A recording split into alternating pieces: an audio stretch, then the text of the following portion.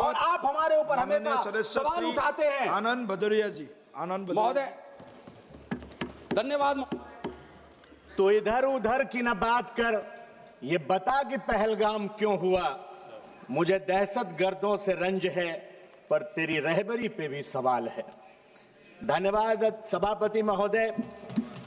मैं बधाई दूंगा इंडिया गठबंधन के अपने नेता माननीय अखिलेश यादव जी को, राहुल गांधी जी से समेत विपक्ष के सभी नेताओं का, कि उन्होंने इस फैसला कुन जंग में सरकार के साथ चट्टान की तरह खड़े रह करके अपना समर्थन देने का काम किया है।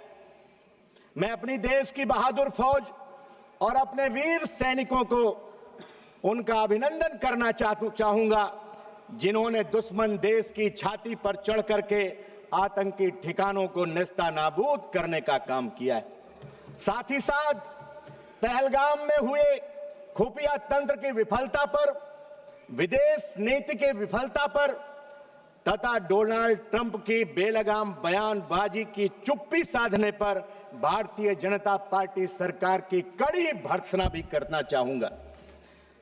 सभापति जी, पहलगाम में जो दुखद घटना हुई वो देश के माथे पर कलंक का टीका है। देश जानना चाहता है जिन्होंने हमारी बहनों का सिंदूर उजाड़ा और ये कहा कि मोदी को जाकर के बता देना उन कायरों का क्या हुआ। उनकी चुनौती को स्वीकार करके आर पार की लड़ाई लड़नी चाहिए थी। फिर बकौल रक्षा मंत्री जी, चाहे पेंसिल टूटती या फिर पेन टूटता, कहीं न सबको समंदर बहा के ले जाए। ये खेल खत्म करो कश्तियां बदलने का, सियाह रात नहीं लेती नाम ढलने का, यही तो वक्त था सूरज तेरे निकलने का।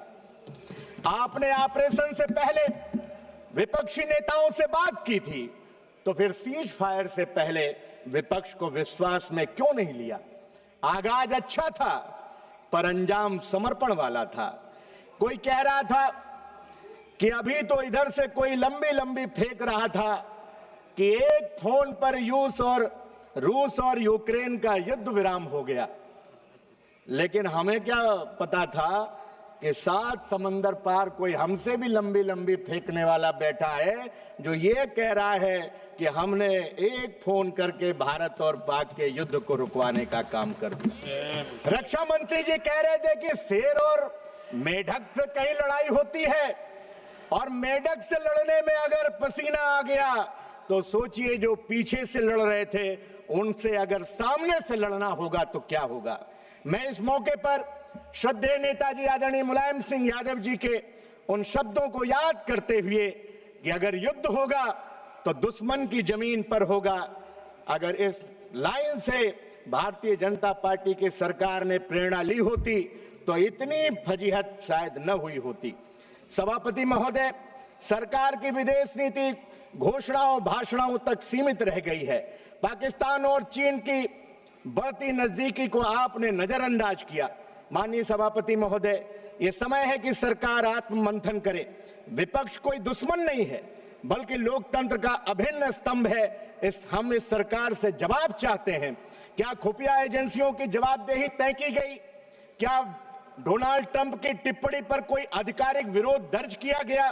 क्या भविष्य में ऐसे हमलों से निपटने के लिए कोई नया रोड मैप तैयार किया गया है? देश को भावनात्मक भाषण नहीं, ठोस रणनीति चाहिए।